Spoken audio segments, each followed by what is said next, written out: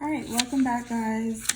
So today we're going to um, use properties of trapezoids and kites to solve problems, which is lesson 5-4. But before we begin, I just want to go over really quickly the problem of the day for lesson 5-3.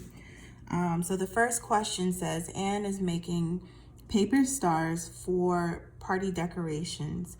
What is the measure of angle 1? So angle 1 is actually the exterior angle outside of this smaller shape here. All right, notice that they have the tick marks, which represents that all of the sides are congruent. So we know that it's a regular polygon.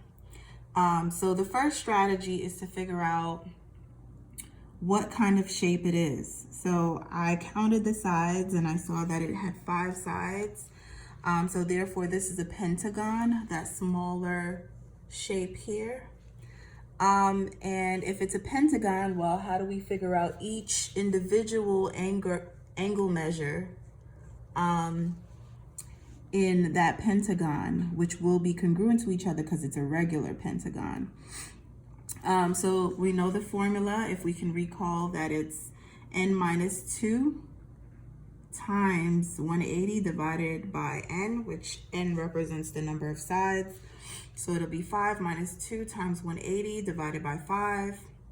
And then you get 3 times 180 divided by 5, which gives us 108. So that means each individual angle is 108 degrees. Now, in order to find this external angle, remember that the sum of these two angles is equal to 180. They are supplementary. So what we will need to do is find the supplement of 108 degrees. So the measure of angle 1 is 180 minus 108, which gives us 72 degrees, and that's the answer. Okay, moving on to the next one. It says, for what value of y must PQRS be a parallelogram? Well, let's look at the diagram. What do we know about parallelograms? Well, we know that parallelograms have two sets of opposite sides that are parallel and congruent. Okay, so once we know that it has two sets of opposite sides that are parallel and congruent, right, we will need to set up some sort of equation. Well, let's look at these two sides where y is. Well, can we solve for y when we have x plus 2 as an expression here and y on the other side? Can we set them equal to each other? No, we cannot, because they have two different variables. So we work with one variable first. Let's solve for x first. So we know that these two opposite sides are going to be congruent. So we can set them equal to each other and then solve for x. When you solve for x, you get x is equal to 6. Now you use the variable that we just found and substitute it in to find the length of PS. So segment PS represents is represented by the expression x plus 2. So when you substitute in the 6, you get 6 plus 2, which is 8. So if this whole segment length is 8, then this whole segment length is 8, which is actually represented by the variable y. So y is equal to 8.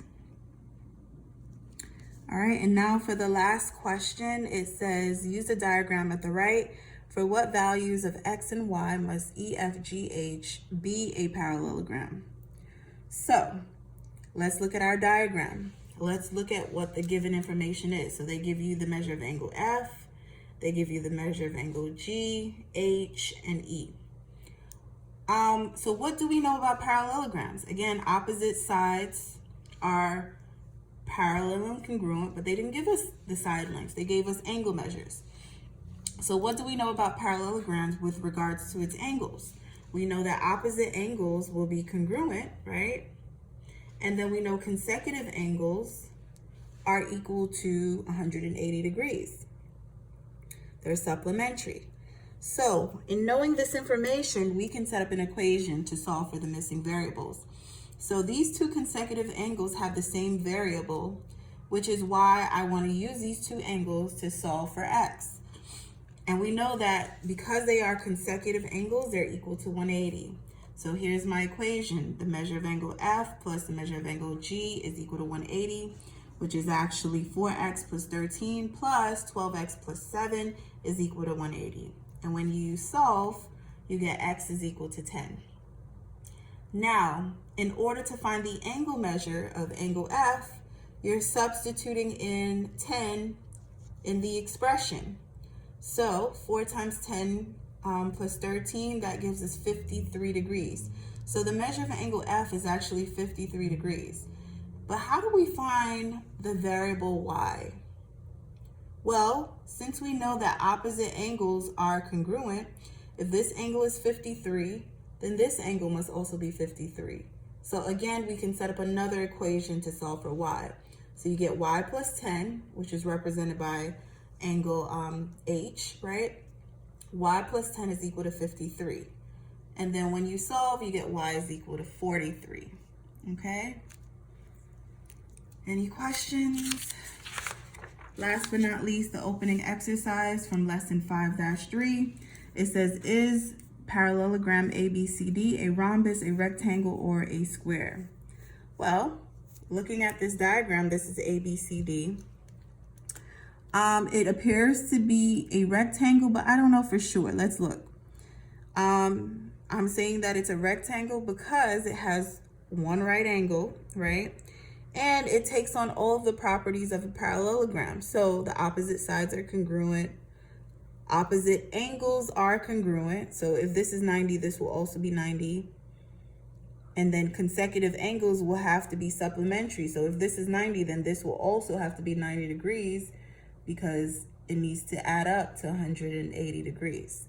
So therefore, this must be a rectangle, okay? All right, if you have any questions, just let me know.